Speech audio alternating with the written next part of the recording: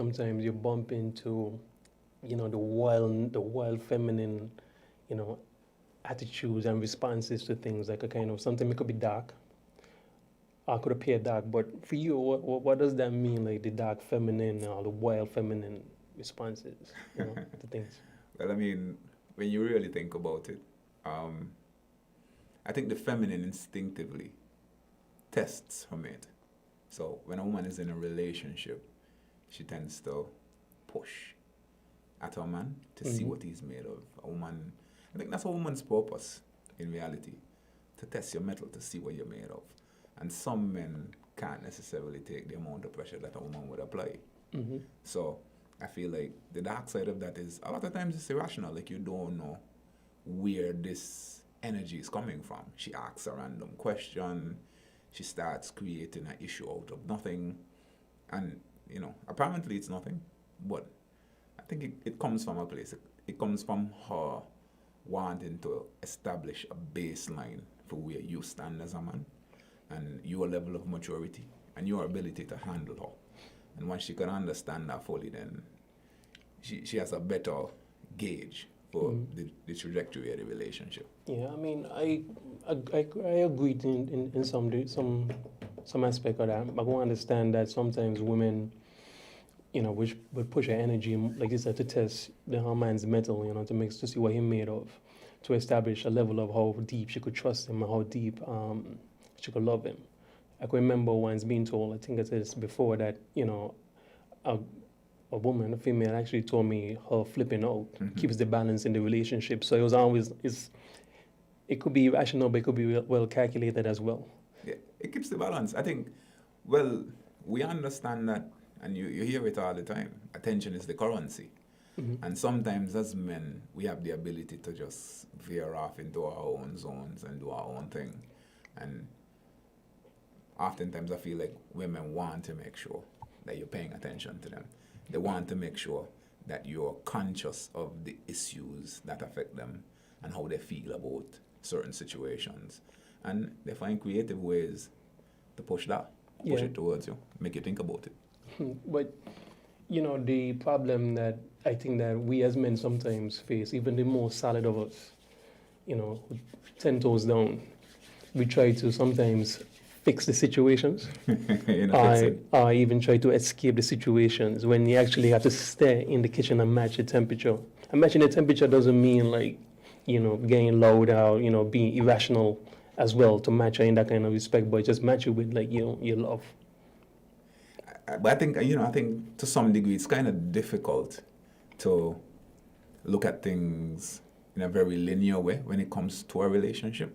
Because oftentimes what I've found, especially from my personal experience, is you can be in a relationship and you're in a conversation with your partner, right?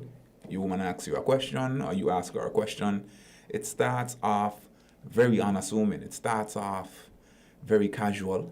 As a casual engagement, y'all were laughing 5 minutes before. Yeah. And something you said created a thought process in her mind, and she became very defensive. Yeah. But You've noticed the way that she has responded to you, and it rubs you, and then you respond to her in a similar way, and then you start matching her energy negatively. So yeah. when we say match her temperature or get out of the kitchen, does it mean matching her temperature literally? Because you can match her temperature in a negative way.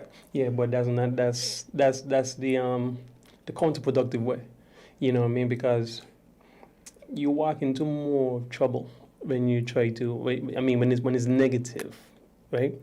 So you have to use your strength as a man to stand to weather the storm. In essence, like just imagine yourself as a surfer, right? And you're on the ocean. You got to pick a wave. You could pick your small waves. You could pick whatever size waves you want to pick. And let's say the feminine is the body of ocean, right? So you have to learn to either master like the waves that you're gonna pick. You can't ride all the waves, Right. right? And you have to master, your techniques and how to, ride the wave out. But some guys will just pick the small wave and stay safe. I think with that line of discourse, you could also get into a conversation about compatibility. Because let's look at it from this perspective. You also have very masculine females, and masculine in terms of their demeanor or their pursuits or the way that they handle things. Like they're very aggressive, they're very goal-oriented, they're very structured, they're very rigid, right? And you find those women tend to be very high achievers. And then you have very submissive women. And submissive not in lay down and, we see take abuse type of thing, but submissive in that they understand them and they're very deferential. So they defer to you as the masculine. And you have the same dynamics in males. So if you have a misalignment where you're a very laissez faire man, like you're laid back, too much things don't really bother you, but your woman is very driven and she has a lot of goals and she's very ambitious, then you have incompatibility there. And I feel like, to some extent, when you read the Bible, you hear them talk about being unequally yoked. I think that was the line of discourse there. I mean, in a relationship, you have to pick a pole. It's like, you're north and you're south pole, and both parties have to pick a pole, which one they're going to be. But, it's funny, it's interesting, right, that you, not to kind of, go on a little tangent, but you identify the masculine in a more, like, an aggressiveness, like the masculine energy, whereas, like you say, you have some men who are more laissez-faire and not really that outwardly aggressive. Right. So what you call them guys? Feminine? I mean, well, you could have a man that has effeminate traits, I believe. I've seen it. So less aggression to you, you feel like that's like feminine? No. I don't feel if a man is less aggressive, effeminate. It could just be the way he was nurtured, or the way he was cultured, the environment that he grew up in. But that would also dictate the type of relationships he should be conscious of getting into. Because if you're not very dominant as a man, if you're not very domineering, very goal-oriented, very driven in that way, then maybe you might need a woman who acts as a counterbalance. Yeah. But if you find a woman who is very passive like you, then you could start butting heads. I mean, it just depends.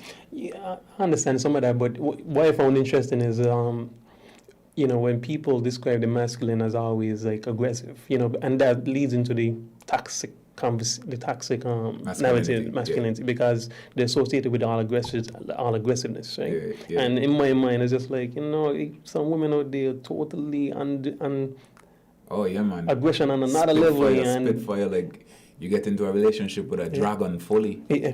And some of those women, you would see them on the street, prim and proper, you would never know that there's killers, you know what I mean? Yeah, direct.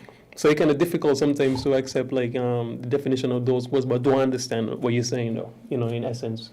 Because that's the general, sense of the word. Like the masculine is more aggressive and the feminine is more like nurturing and, relaxed and calming. And I think to some degree that's a societal expectation. Like we expect men to be a certain type of way, because even coming up as a youth, that's what I saw a man as, So there were different types of men, obviously, based on their professions and different things. But, you would see men who go to work to provide for their families on a daily basis. And so that was a representation of masculinity for me as a youth coming up. And then there were also the Far Eyes, because I grew up in the McKnight community, so I saw a lot of Rastas. So Rastafari was a very, very heavy influence in my life as a youth.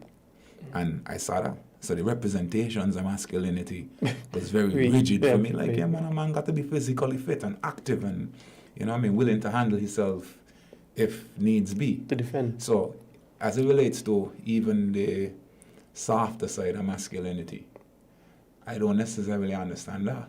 I understand the academic pursuits because my mother always had that as one of her core principles. Like, we always had to be in the books, and I was heavy into reading, and my brothers are all educated, so we go that way. But at the same time, it was almost like a balance where we had that. We were cultured in the ghetto fully, but educated youths. You see, the problem I have, not a problem, but You familiar with Lion King? The show, the The animated. animated Yeah. like cartoon and stuff like that. Right. You know, when you look at somebody like a Mufasa, Yeah. Mufasa wasn't like outwardly aggressive. No, very right? stoic, very calm. stoic and calm. Yeah. Right. But when the time come for him to be aggressive, he would be aggressive. Okay. But so you say like and he wasn't rigid, as a rigid father, because he has scenes where he was supposed to be disciplining his son when he didn't discipline him. He actually took him on a tour. Yeah, did it in a playful way. Did it in a playful way, just teach him a principle. Right. So that's the But when you say one, you say two. You also have, so you talked about Mufasa, and there's this thought leader that I'm familiar with, you're familiar with as well, Jordan Peterson, where Jordan Peterson's concept of a good man isn't necessarily a man who weak. A weak man, yeah. Is a very, very dangerous man who has that part of himself under conscious control. Yeah. So you and I talk a lot in private about having your lion in a cage, right? And being able to unlock the lion when the time comes. Yeah. So that's the same concept. You Same just kind of yeah. identify with Mufasa. Mufasa is a very, very dangerous thing. I mean, it's an alpha male, the lion, king of the tribe. Just by the influence, just by his positioning in the show, he was the alpha. He was the dominant male lion. He controlled the tribe. So inherently he's a very, very dangerous creature. Yeah, just under control. Yeah, but just under control, he's just chilling. And oftentimes those are the most dangerous people. When you see somebody that's very laid back, very relaxed as a masculine. And I mean, as men, I think we could see that too. We could kind of see when a man dangerous, Yeah, because you could feel it. Yeah, man, you could feel it. You're in the presence of a man and you could tell like, okay, this guy here, he's very composed, but if things go south, he all the way with it. But we're talking about the more aggressive side, the more the wildness to women's responses to certain things, right? So when that figure, that masculine figure, meets that feminine wildness, that unpredictable wildness, right? When they meet, sometimes some men, even the most solid amongst us, right? We would tend to try to want to fix the situation, right. Escape the situation, Yeah. and that makes things even twice as bad. Well, I mean, the escapism is something that we'll touch on a little bit later on, because I feel like the escapism kind of lead into a waste man kind of energy. Okay, and so let me go back to the fixing part then. So fixing, I feel like, and this is new information. This is me as an evolving male. This is me as somebody that is learning from experience, because I've been in all the other categories of masculinity, maybe even toxic. It's doing introspection and kind of learning who I am as a one. Yeah. Has brought me to this place where I feel like now we've gotten to a stage where I feel it's better for men to adopt responsibility and to see why it's useful to conduct relationships in a proper way. Yeah, but to move forward. But before we go too deep into that part of it, it's almost like it could be so offensive to some women to feel like a man is trying to fix them, or trying to like telling them calm down, like trying to calm the situation with actual like words and trying to fix the situation, try to make her feel better, that kind of way. Well, I feel like you can't even really change somebody, You can't fix. No, you can't fix somebody. You can't change somebody either.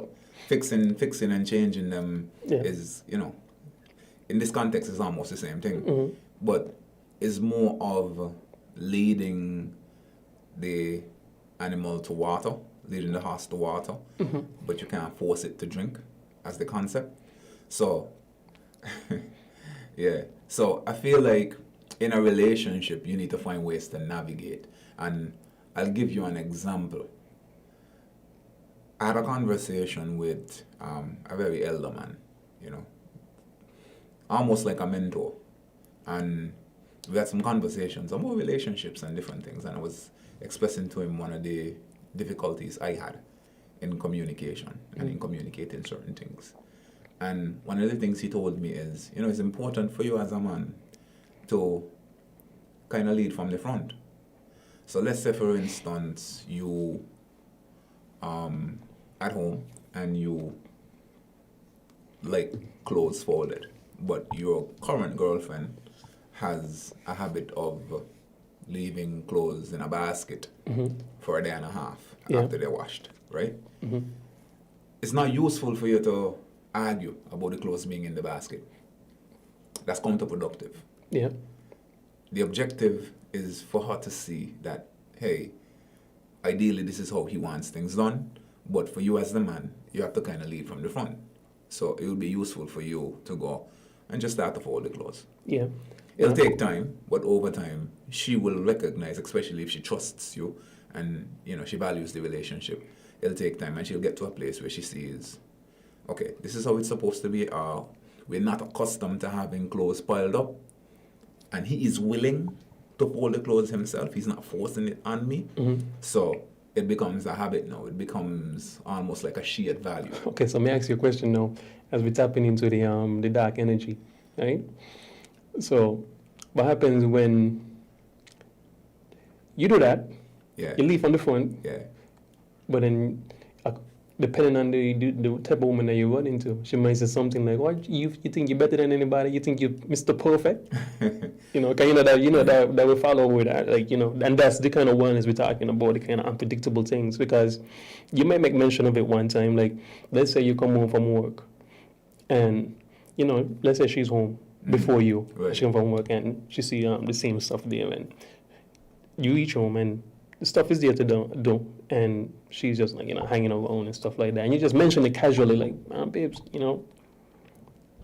so we have some clothes there that you want to give me a hand, something, and in response is like a kind of wild, it's a kind of unexpected type of response, Right. and then that could cause like a little friction, right? And because you are a neat person and you want to keep things neat or whatever, you could possibly, and her response to you could be so repulsive. Like you could try to fix it by putting her emotions in a box as well. Right. Try to fold her emotion up and put it neatly and organize it, but you can't.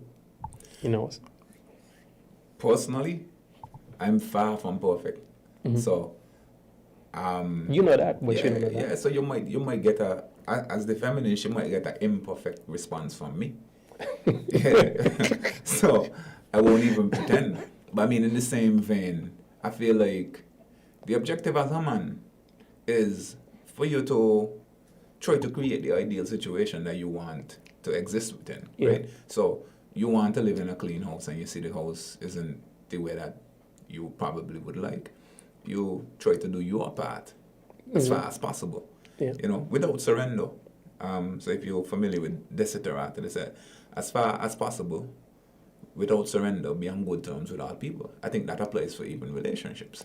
So without surrendering your stance, you express what you want to express. If you don't feel like it's been picked up from the demonstrations up to that point, you continue doing it. Yeah. And if you notice over time that, this person just doesn't seem like they have that type of value system, then you have a decision to make. But hold on, but remember the episode is match her temperature. Yeah. But that's a negative temperature. If you ain't folding clothes, who living in a dirty house? Well, no, but that's when you got match. Like if you're matching her temperature, right? How do you match her temperature in that, in that situation? I feel like there will be times where she will fold the clothes, right? It's almost impossible for me to assume or for me to expect that you've done it on a consistent basis. You've had the conversations with her, so you've told her exactly how you want things to be. And so you've done it. Yeah. And there must be at some point where she matches your temperature and starts to fold. When she does that, there's the point for positive reinforcement. But you see, you did that, but then it kind of going that, as you say, you just say it as well. You kind of forcing a situation where it's almost like she's matching your temperature. But we're talking about matching her temperature, which is that dark, wild temperature, right? No, but we can't match that. Well, how we match it is what we're talking about. Earlier we talk about is that kind of, is that love. I forget the word. But the imperturbable love? Yes. Right. That calm love. Okay, right? that love that can't be penetrated. That love that can't be penetrated. So then it means that you have to be like extra tolerant, Yeah. extra patient. Yes, but within that tolerance doesn't mean abdicating leadership. I think within a relationship, if you see something that needs changing in a positive way, then that's the responsibility. That's positive to you. Yeah, changing her mindset. But we just said we can't fix our change. You ain't fixing or changing it. You're changing the mindset. You're leading her towards a change. You're not enforcing the change. You're leading the person towards the change. Okay, so you're demonstrating the change that you want to see then. Okay, this is the best way to say. but suppose, right? Let me say, imagine her temperature, right? Suppose that she wanted to change to her. Like, this is the temperature she wanted to be on. To relax into coming into a house that's clothes strewn everywhere. Yeah, but that's matching the temperature, you wanted to kind of, the things that she learned. Because remember, you both coming from two different households. Right, but that temperature a little bit too cold for me. I can't exist in that space. Yeah, but then you can make her feel, belittled in some sort of way. Because to her, what she experienced growing up is important to her too. Right, but we all have a choice. So here we're talking about cleanliness. Cleanliness is the topic that we've chosen to kind of zoom in on, right? So it's very abstract. But let's say it's education, where you have this constant need to learn. You love learning, you love research, you love reading. Yeah. And you've fallen into a relationship, or you've gotten into a relationship. And the relationship has evolved to a point now where you're starting to see your partner's values, because that's the natural course of a relationship.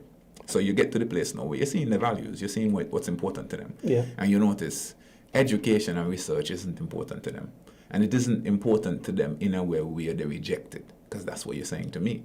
The cleanliness isn't a value, and it's almost being rejected, because nothing is wrong with folding clothes and keeping the place clean. Let me position it in a different way.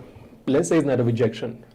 Let's just say, let's say you're a person into sciences, like astrology and stuff like that, and for you, they represent something, right? In your system.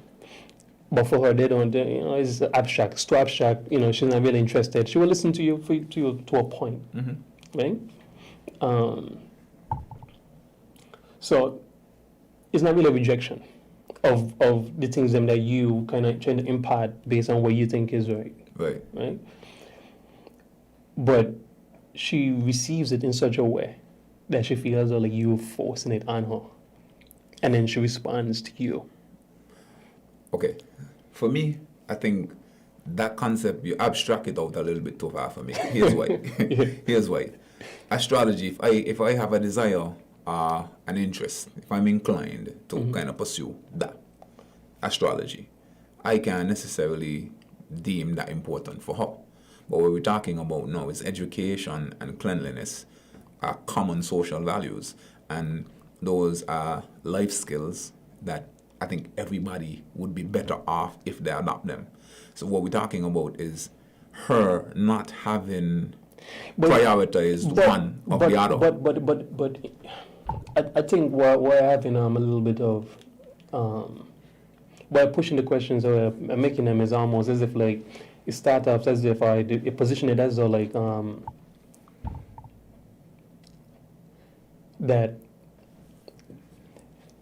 that her nurturing is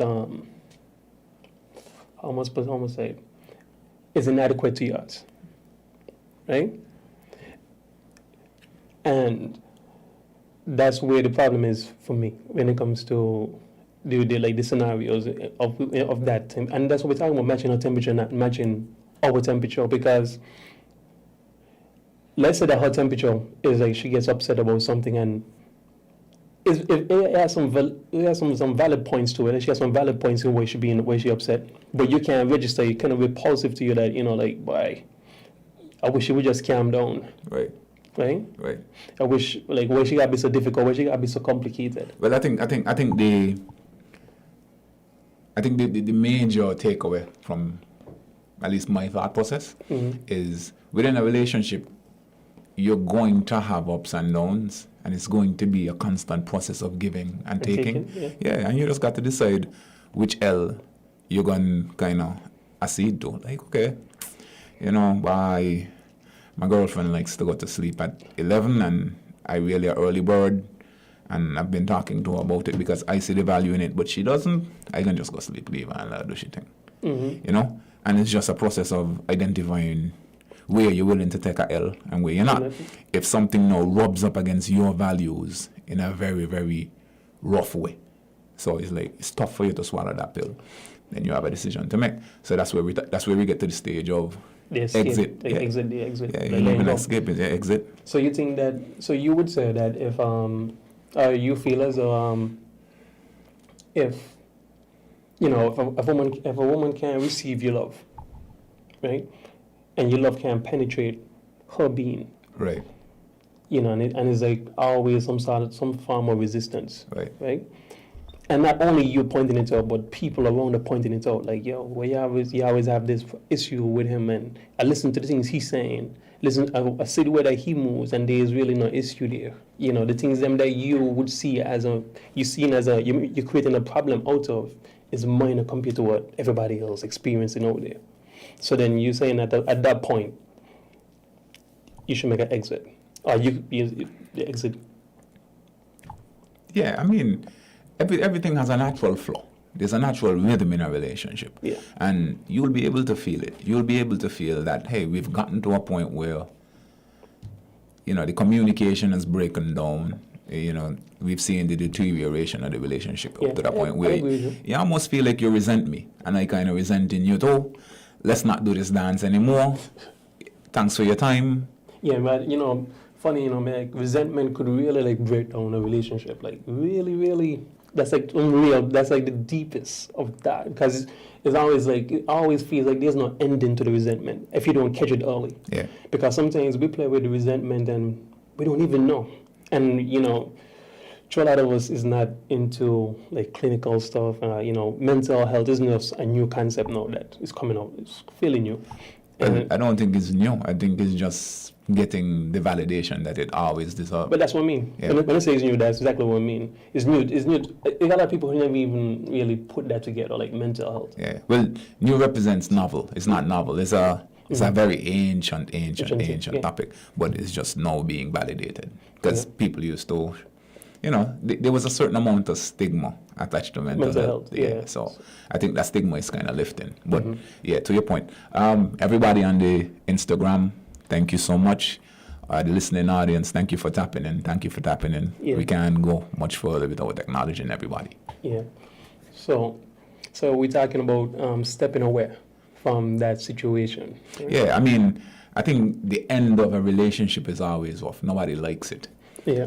And, you know, it's important for us to try to end things well. Yeah, I believe so. So like a real clean exit, especially if you have responsibilities as well. Oh, yeah. Because if you end badly, then, you know, it gets to a place where men, and we see it a lot in society, it gets to a place where men start to ignore their responsibilities in some sense. So, perfect scenario. Male and female are together, you know. So, they're in a relationship, everything good, everything gravy. A child comes into the mix, things start to go downhill, the relationship ends. The relationship ends, and mommy now despises daddy. Yeah. Because, how does the old saying go? There's no vengeance like a woman scorned. Yeah. When a woman is scorned, that's next level, bro. Yeah. That's next level. I've seen it, I've experienced it. So, and when children are in the mix, oftentimes because of our social structures, and I think to some extent gender bias, which is a topic we're probably going to have to get into in a subsequent show.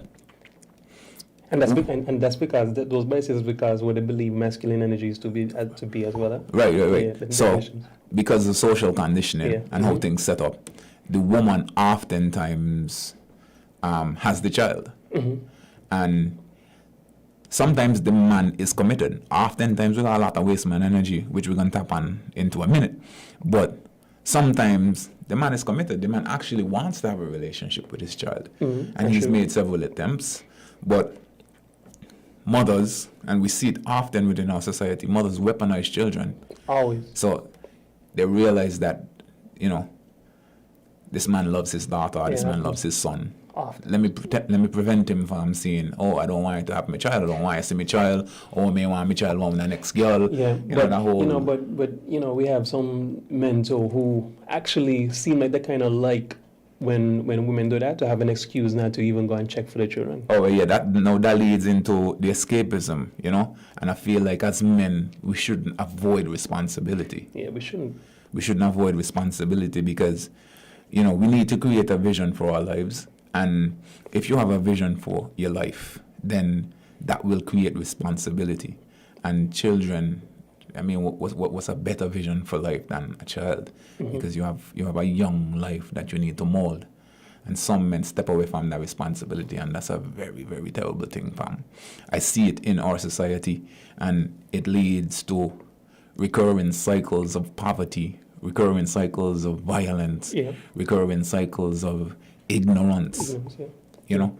So as men, we need to stand up. We have a lot of waste men in our society. Yeah, because, you know, we always say that children don't do what they're told, they do what they see. Yeah, I mean, they learn from experience. They watch how things go.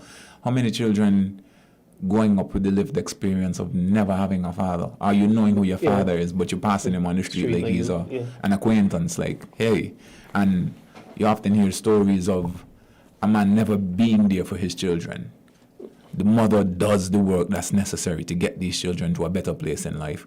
The children excel, especially academically, and when they're successful, he now starts to jump up and say, oh yeah, that's my daughter, that's my son. That's terrible. You know, I despise that personally. I don't like that at all. Yeah, I mean, in talking about that, like, I don't really believe that anybody within our circle type is almost like a deadbeat father. You have to check for your children regardless to what the mother does. And I feel like that's a function of just how we've created our circle. Like, I know personally, bro, I'm abrasive enough that if you are somebody that I care about personally, like, you're a brethren, you're a friend, and I know for a fact that you have a child and you're not looking for that child, I can tell you about that. Yeah, that can be a problem. Yeah, man, we having a conversation about that for sure, bro. Big problem. Yo, when last you see your daughter? Yeah. What going on with that? Man, please, about that at all. Like, and that's the kind of masculine energy that we talk about that's missing in this society in part. You know what I mean? That you know, stand-up guy. Yeah. To really, you know, hold you friends accountable. Because sometimes you have friends and, you know, some guys, you know, they just kind of, you know, they're hanging out. They ain't really like on a brotherly love, to me, from my perspective. They're just kind of hanging out. But with us, we always make sure that we kind of keep each other, you know, sharp. In check. Yeah, always in check. In check. But what we have is a society where men celebrate men, we validate men, other men doing the wrong things. So, you know, we have status seeking, and we have men chasing impulsive pleasures, and you're looking for your friends to get a tap on the back. So if your aim is to constantly seek this impulsive pleasure, a consequence of that, like, you know, having multiple sexual partners. Okay, you have multiple sexual partners, but you're kind of irreverent with the thing. You're kind of loose, but not even disrespectful, but you're loose in the way that you're conducting yourself. Then invariably somebody's going to get pregnant. Somebody gets pregnant, but that was never your aim, and you didn't have any real meaningful relationship with her. Unless you have values, unless you have a value system to underpin some of your behaviors, then you won't see that child for the value that it has within your life, because you're going to feel like it's an attachment to her when that child is a being in unto itself. So you find now we have situations where women get pregnant for men that they didn't intend to get pregnant for. He didn't intend to get her pregnant. It's just a consequence of the lifestyle that they were living. Okay? This child comes into the mix completely innocent, but daddy doesn't want to take that responsibility. Bro, how do you lime on the strip every weekend? And knowing you have a child that's 5, 6, 7 years old, and you have no idea how we had a last meal. You know, not even just lime. You know, you have some men, possibly, you know, a lot of men out there who have businesses, and know that they have children. Let's say they have a child, you know, outside of a marriage. And that's a responsibility. And, you know, the wife and everything knows. They know about it now, so it's in the open. And he will still not go and check for that child. Well, you see, no, that's that's a double-edged sword. Here's why I say that. Let's go. Because Let's go. in some instances, right? Yeah. And I've heard about situations like this. I don't know about of any personally, but I've heard of situations like this where you have a man, same scenario. He's married and he might have a child with his wife. He may not. And he gets a child on the outside. The wife knows about the child. He knows about the child. But he doesn't check for the child because he doesn't want to make his wife uncomfortable. His wife has explicitly told him that. Yeah, but that's a weak man to me. Yeah, for sure. That's a weak man. You know what I mean? You got to stand up and stand up for you and have some accountability for your actions. But I mean, Actually, it won't be uncomfortable. yeah, it won't be uncomfortable. It means risking losing the relationship with your wife. Because if she takes a firm stand, and women always put on that very aggressive face, when especially in their emotional expressions. So something like that, I think it's difficult. So here's the thing: she is emotionally hurt. That wife feels jaded because that's a betrayal. And and the betrayal is manifested in a child. So every time she sees that child, she knows about the engagement. That child for her represents, one, a connection to the other woman, and two, society's proof that she was inadequate in some way, right? Now, she is going to project that onto her husband because that's how she feels. It's for the husband to realize, hey, all of these dynamics are at play, but I have to prioritize the child above everything else. Yeah, because in the end result, a woman will only respect it, in the end. Yeah, man. Like when that child becomes an adult and, they reach up in, the parents reaching the elder age, she can always respect, you know what? Even though I was this way towards him, he always made sure that he treat all the children equally. The same. And the children have that as an experience and they remember daddy. And within that treatment, you instill values in them. Yeah. Because they come up and remember, they're not going to be smart forever. So they will come up and have children of their own. And the son, who was the outside child, but was always included, even if he wasn't able to go to daddy's house because daddy lived with his wife and the wife was kind of kinky. Okay, but daddy needs to make an effort to, let's say, take out his children driving on Saturdays. Or do little fun things. It's his son's birthday. Rent a hotel room and all them sleep in the hotel for that weekend. Those little things. Yeah. What is your wife going to tell you, that you can't sleep in the hotel room with your children? I mean, you keep mentioning son, right? But imagine if it's a daughter, no. That's like double. You got to put all your toes and fingers down and be a solid man, you know what I mean? Well, and that's another level. Oftentimes, I think that's an even bigger betrayal. That when a man has a daughter and he is absent in that life, bro, I've seen it. And I mean, you could see it. Because when you're conscious as a man, you could tell when a woman doesn't have a father in her life. And when a woman doesn't have a dominant masculine role model or somebody to look to define masculinity for her, she seeks it from 13, 14. She starts seeking love, that masculine energy. And it leads her down a very dark path.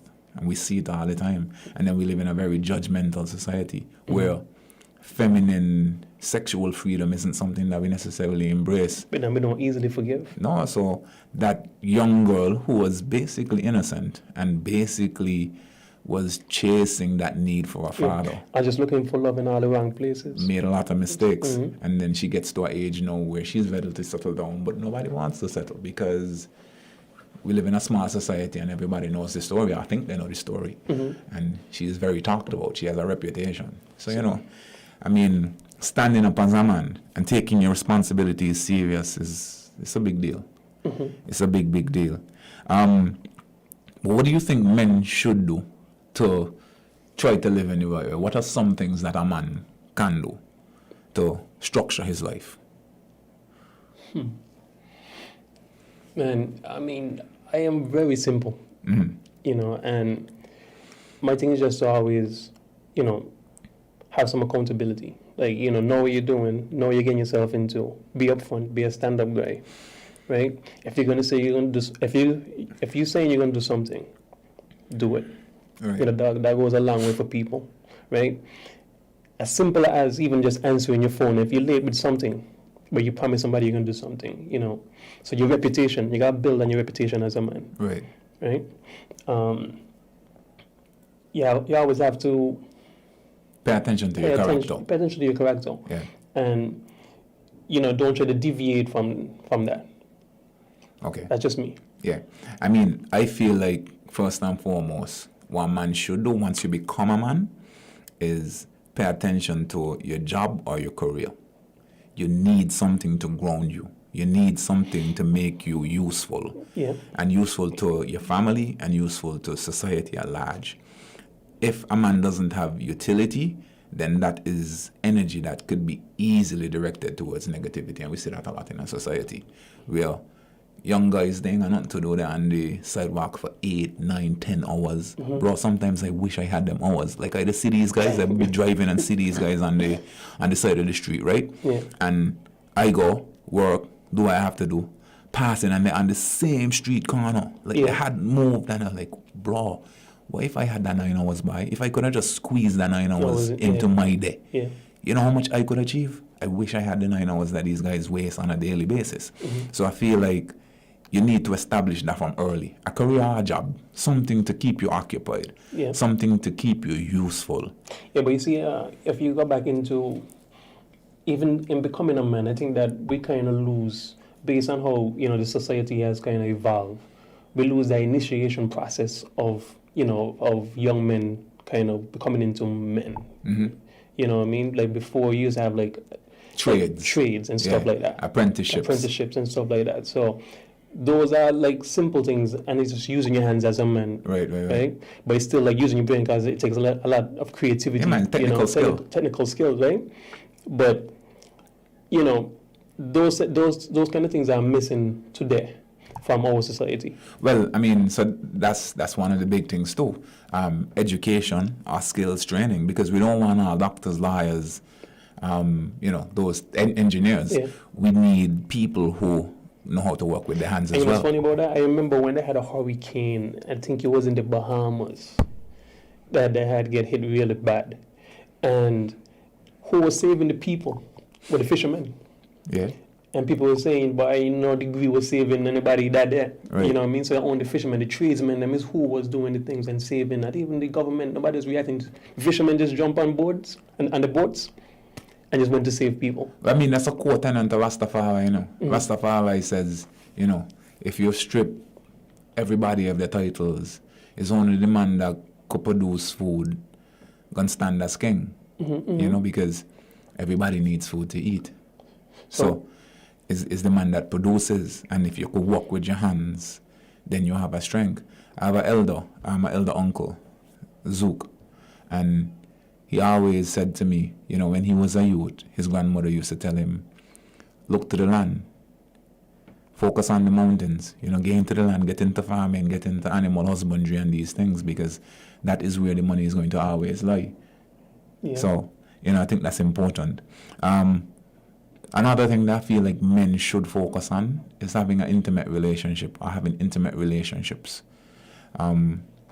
with wherever your persuasion is, but having an intimate relationship. Because what we see a lot too is there are men who don't have intimate relationships to keep them grounded.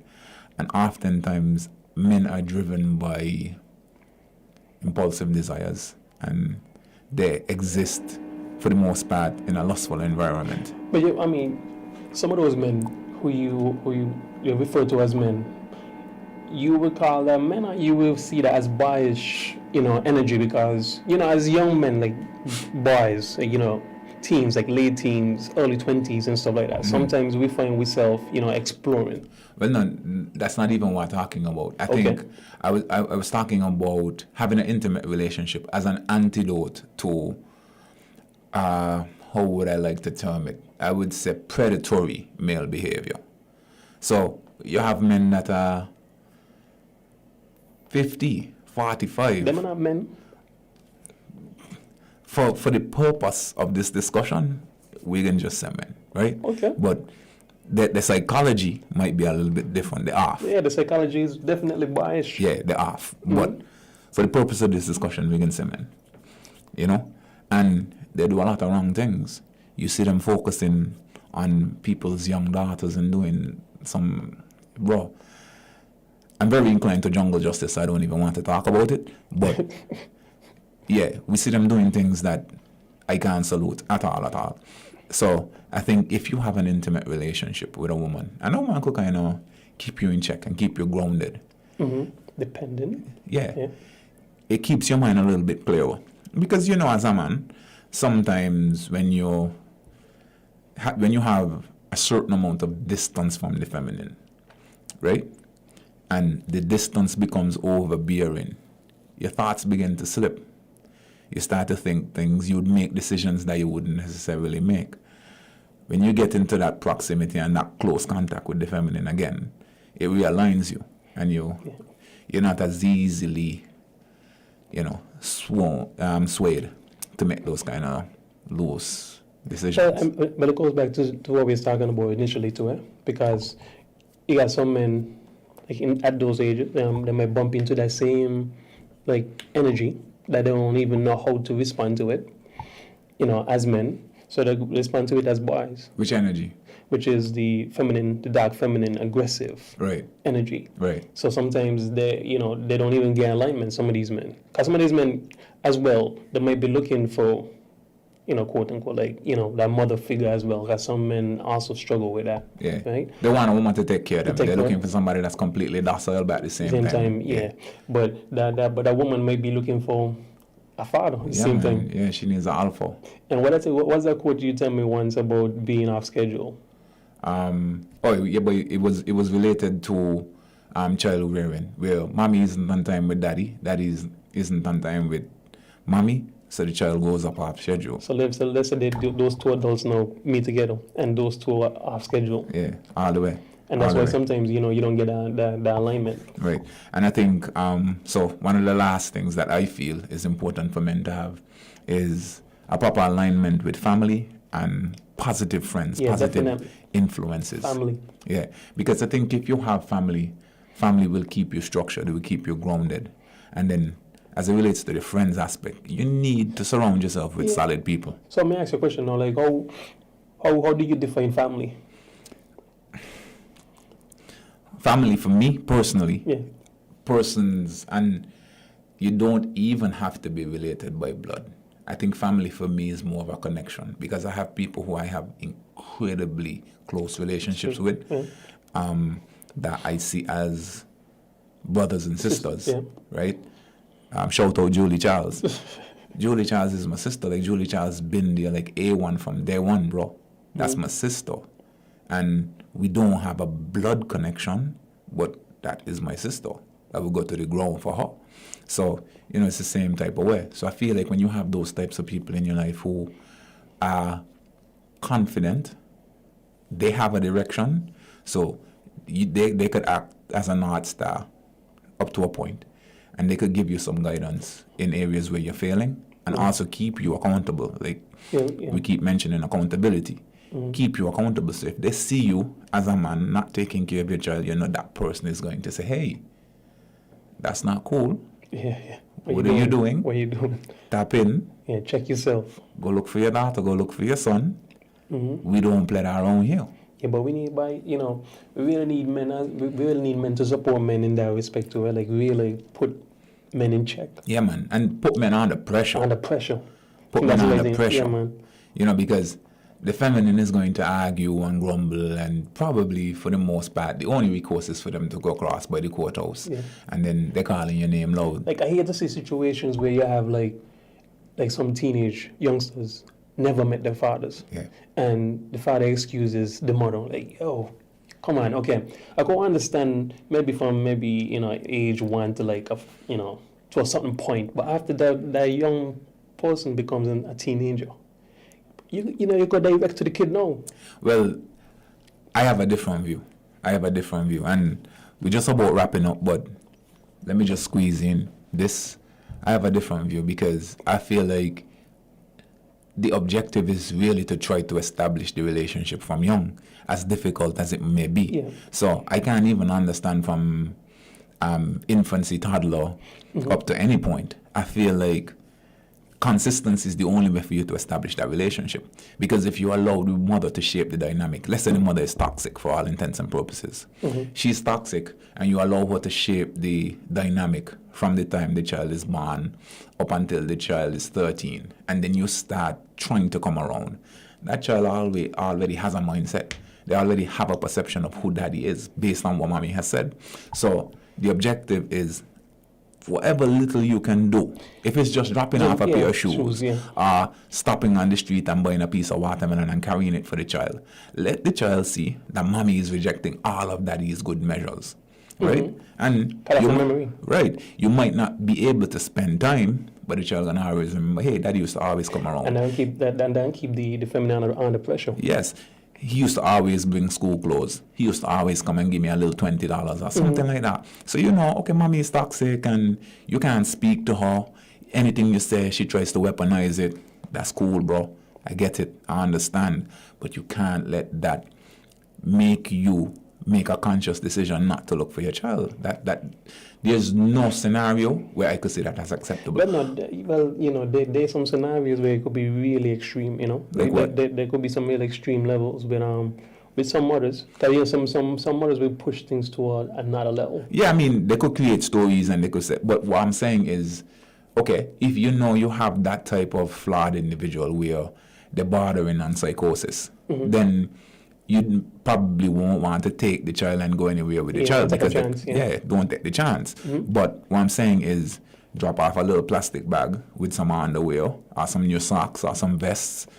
What's she gonna do? Throw them in the garbage bin? But let me ask you a question: Do you think the father needs to come direct, or maybe somebody around, like the mother, like another relative? I mean, he could try.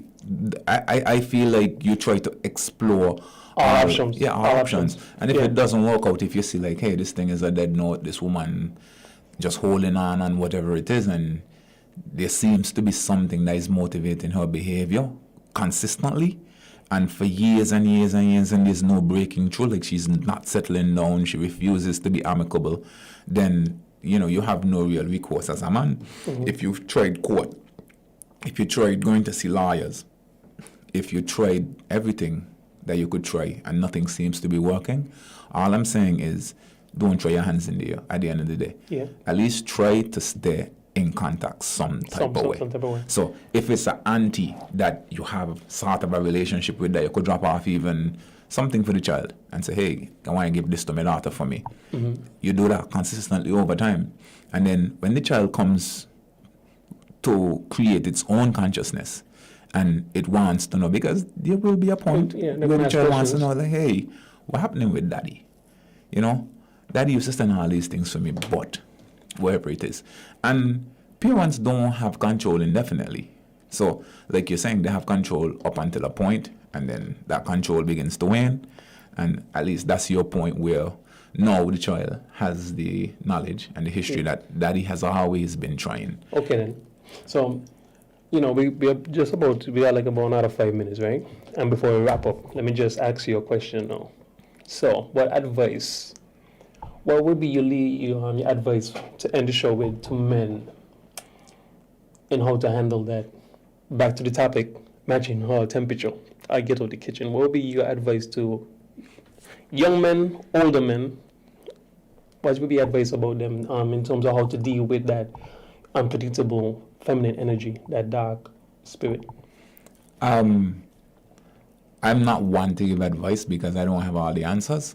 But what I will say is, for me personally, what I try to do is I try to understand that the feminine has a responsibility to test you. The feminine has a responsibility to try to identify what you are made of as a man, you know? And she might not even be doing it consciously. It happens on a subconscious level. And it could be driven by any number of things. You have to know what you want out of the relationship as a man. And if this person has the values that you share, so if they share your values, And if this person seems like somebody that, if you're thinking consciously, if it's a real relationship, like something you want over the long term, if she is someone that you could see yourself having children with and spending the rest of your life with, then it's worth the sacrifice. It's worth getting to know her and navigating and learning ways how to deal with some of the inconsistency that you might encounter. Because she also has to do the same thing with you, right? Well, it's not a one-way street. I mean, my I guess my advice would be a lot more simple, and it's just like, try to always stay calm, be still, with love. Treat them with love. Right. A high level of patience, empathy, and just try to maintain being a solid person in the woman's life, because sometimes it's just she's just venting. I think being a solid person just generally, because women also observe a lot of things that we do outside of the relationship. They watch you. They watch all the moves, and they judge you based on everything that happens even externally. Yeah, I mean, maybe I'm a little romantic here, because I go into the same, the cliche thing, love conquers all. So, but when you reach to a point where she's resisting all her love, and it's not really your fault, and you can't put yourself in a position where you become a therapist, then you may have to leave the situation, you know what I mean? But just make sure that when you do exit and leave the situation, it's a clean exit and there is no animosity between you, between both parties. And if you have a youth together, if you have a child together, step up to the plate and don't back off from your children, Oh, yeah, man, honor your responsibilities all the way. Mm-hmm. All the way, like, stay 10 toes down. We need more of that within our society to raise stronger children and, create a different dynamic in St. Kitts Nevis. Yeah, we definitely. need to see that. We need to see more fathers being involved. Mm-hmm. And I think this show is actually aimed towards creating that change. So we've thought about it for a very long time. Mm-hmm. We've been trying to live that life and doing things the right way. Yeah, and well, we making use of our imperfections. Yeah, you're going to stumble and fall as a man. Mm-hmm. I feel like, there's no perfect being, but perfection is in the pursuit. Yeah. So if you continue to pursue perfection, then at some stage you're going to get it right. And the children are the future. So, yeah. But again, guys, thank you for tuning in. It's happening. This has been He Nuh. Again, we're on social media at apex.medi. That's Instagram. Yeah. And at IBA Byron. And also the show, be sure to tap into the show at He Nuh on Instagram. Yeah, give thanks.